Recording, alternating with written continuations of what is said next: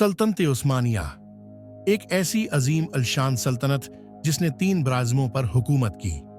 जब भी उसका जिक्र आता है हमारे जहनों में सुल्तान मोहम्मद फातिह, सुलेमान ज़ीशान या अर्तुग़रुल गाज़ी के नाम आते हैं।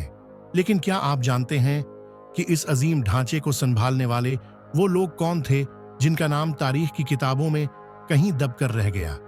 वो गमनाम सिपाही, वो ज़हीन मैमार और वो जासूस जिन्होंने पर्दे के पीछे रहकर सल्तनत की तकदीर बदली।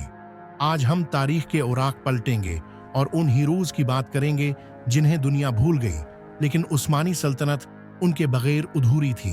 जंग सिर्फ तलवारों से नहीं जीती जाती बल्कि हौसलों से जीती जाती है। उस्मानी फौज में एक खास गिरवा होता था जिसे सका कहा जाता था।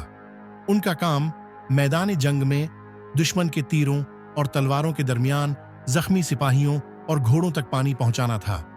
ये वो लोग थे जो खुद प्यासे रहकर दूसरों की जिंदगी बचाते थे।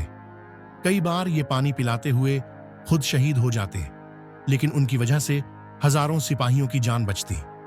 ये उस्मानी फौज की वो रीढ़ की हड्डी थे जिनका तज़किरा कम ही मिलता है। उस्मानी फौज का सबसे प्रासरार और खौफनाक दस्ता दिल्ली कहलाता था।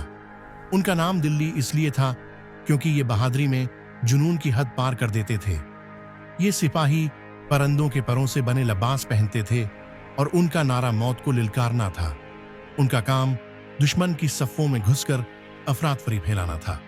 तारीख कहती है कि ये अपने हाथों को सख्त करने के लिए सिंगमरमर पर मुश्क करते थे ताकि एक ही थप्पड़ से दुश्मन को ढेर कर सकें। उनकी दहशत का ये आलम था कि दुश्मन उन्हें देखकर ही रास्ता बदल लेता था। उस्मानी दौर की मसाजिद और पल आज भी खड़े हैं, लेकिन उनके पीछे सिर्फ मेमार सुनान नहीं बल्कि उनके सैकड़ों शागिर्दों की मेहनत थी।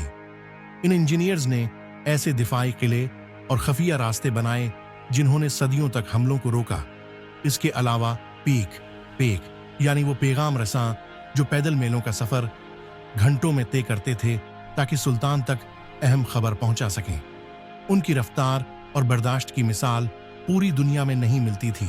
सल्तनतें सिर्फ तख्त पर बैठने वालों से नहीं बल्कि इन गमनाम लोगों के खून और पसीने से बनती हैं जो खामोशी से अपना काम कर जाते हैं।